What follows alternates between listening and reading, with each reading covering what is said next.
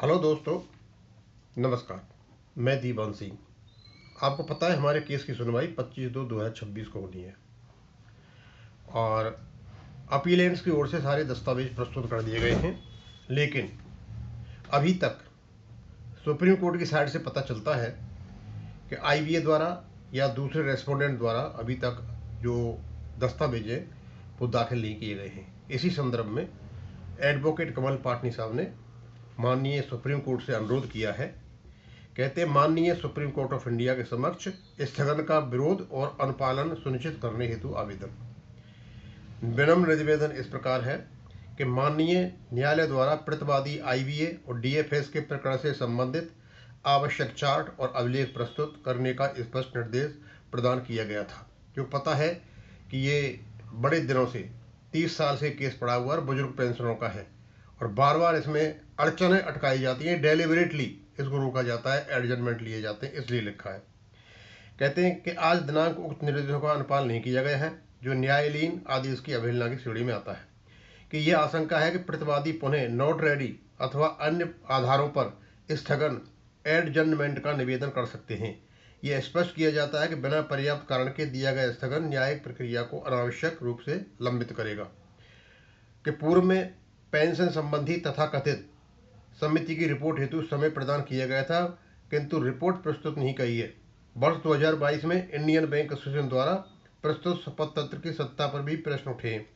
यदि न्यायालय को गुमराह करने का प्रयास हुआ तो यह गंभीर विषय है जिस पर विधि अनुसार विचार अपेक्षित है। कि आदेशों की अवहेलना की स्थिति में माननीय न्यायालय के पास अवमानना संबंधी अधिकार निहित हैं, जो कंटेम्प्ट ऑफ कोर्ट्स एक्ट के अंतर्गत संरक्षित हैं। पेंशनर के अधिकारों का संरक्षण हेतु संबंधित पक्षों को भूमिका, वैधानिक स्थिति, उनके पारस्परिक आचरण की न्यायिक समीक्षा आवश्यक प्रतीत होती है। और आपको पता है कि जो कुछ भी इन्होंने लिखा है, आशंका है ऐसा हो सकता है क्योंकि ऐसा हुआ है। और प्रार्थना अतः निवेदन है कि बिना ठोस कारण के किसी भी स्थगन प्रार्थना को अस्वीकार कर दिया जाए। ये तो स्वाभाविक सी बात है। पार्ट थर्ड जो केसेज होते हैं वो बहुत सख्त केसेज होते हैं और एक प्रकार से किसी प्रकार की टालम टोल करना दूसरे पक्ष के द्वारा एक अनावश्यक श्रेणी में चला जाता है केस। कहते बिना ठोस कारण के किसी भी स्थगन प्रार्थना को अस्वीकार किया जाए, अनुपालन न करने के लिए कारण बताओ नोटिस जारी किया जाए, आवश्यक होने पर अवमानना कार्रवाई पर विचार किया जाए, समस्त प्रक्रिया को समयबद्ध ढंग से पूर्ण करने हेतु निर्देश प्रदान किए जाएं। जन जागरण लेख विलंबित न्याय, क्या यह न्याय से वंचित करना है? कमल पाटनी जी ने यह लिखा है। सीधा सीधा है, क्योंकि हमें आशंका है अभी कि ऐसा कुछ हो सकता है। अब ऐसा कुछ हो सकता है तो स्वाभाविक सी बात है कि उसमें कुछ तो करना पड़ेगा। तो हमारे तो सारे 8 लाख के 8 लाख पेंशनों को ये आशंका है कि ऐसा हो सकता है। अब क्योंकि न्याय का संरक्षक कौन है? हमारे सुप्रीम कोर्ट है, तो वही करेंगे जो कुछ करने।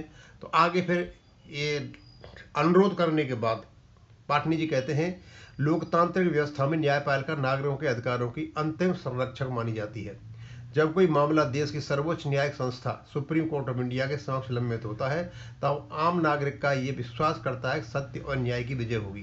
किंतु यदि किसी प्रकरण में बार बार समय लिया जाए, आवश्यक दस्तावेज प्रस्तुत न किए जाएं अथवा पूर्व में मांगी गई रिपोर्ट कभी दाखिल ही न की जाए तो स्वाभाविक रूप से प्रश्न उठता है, क्या यह केवल प्रशासनिक शिथिलता या सुनिश्चित विलंब है? पेंशनर जैसे वर्ग जो अपने जीवन का स्वर्णिम समय संस्थानों को समर्पित कर चुके हैं, यदि न्याय की प्रतीक्षा में वर्षों तक प्रतीक्षा करते रहें तो ये केवल कानूनी प्रश्न नहीं बल्कि सामाजिक न्याय का प्रश्न बन जाता है।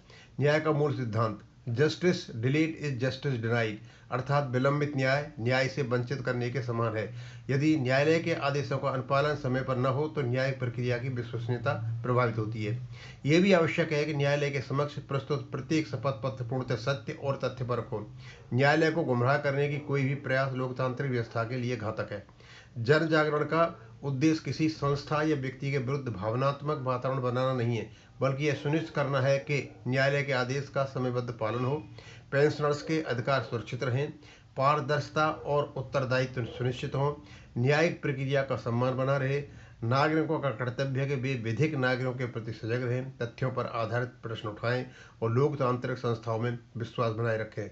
न्याय तभी सार्थक है जब वह समय पर पारदर्शी और निष्पक्ष हो। और कमल पाटनी और यहाँ मैंने उनको फोटो भी लगा रखा है और उन्हें काफ़ी बातें यहाँ पे कह दी। अब ज़्यादा शायद मुझे कहने की ज़रूरत नहीं है, क्योंकि उनको पता है अकेले कमल पाटनी जी भी नहीं है। सब लोग ये चाहते थे कि एडवोकेट कमल पाटनी जी एक पत्र लिखें और माननीय न्यायालय को लिखें, और उन्हें आशंका है हमारे जो 8 लाख पेंशनर हैं कि जो अपोजिट पार्टी है यानी रेस्पोंडेंट है, ऐसा कुछ कारनामा कर सकते हैं डेलिबरेटली, वो केस को रोक सकते हैं, क्योंकि ऐसा ये करते आए हुए हैं। ये एडजमेंट के लिए कर सकते हैं या और कोई बहाना लगा सकते हैं। अब क्योंकि ये केस हमारा पहले नंबर पर है, स्वाभाविक सी बात है कि यदि पहले शुरू में सुनवाई होती है तो सरकारी जो वकील है ज़्यादा टाइम तो लगता नहीं है, आकर के बहस में भाग ले सकता है, और नहीं है तो कोर्ट इसने इसलिए रखा हो शायद कि इसका पास ओवर देख करके बाद में इसकी सुनवाई हो। तो सुनवाई तो उसकी होनी है। और वैसे भी पार्ट हर्ड केस में ये निश्चित है कि यदि कोई व्यक्ति ये पाया जाता है कि डेलिबरेटली मतलब डिले कॉज कर रहा है केस में, तो कोर्ट एक एक्स पार्टी डिसीजन भी ले सकता है, और एक्स पार्टी डिसीजन लेने के साथ साथ उसको पेनल्टी भी लगा सकता है, उसको कॉस्ट भी लग सकती है, मतलब कई प्रकार। और इसमें एडजमेंट तो रेयर होता है पार्ट हर्ड केस में, और एक ही केस है पार्ट हर्ड का। पार्ट हर्ड मतलब लगभग खत्म है। इसमें पिछली बारी हो गया था जो होना था, लेकिन इस बार तो क्या है, इसमें ये देखना है कि जो इनके कैलकुलेशन जा रहे हैं वो किस प्रकार के हैं और कोर्ट इस पर निर्णय लेगा।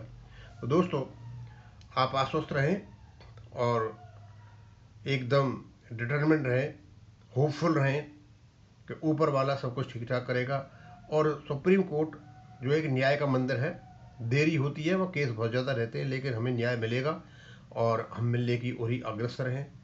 और सबसे बड़ी बात, वर्तमान सीजीआई साहब का कहना कि न्याय में देरी होती है तो न्याय का मतलब अनुपालन नहीं है, वो न्याय में डिनाई है, अन्याय बन जाता है, न्याय ही अन्याय बन जाता है यदि उसमें देरी होती है।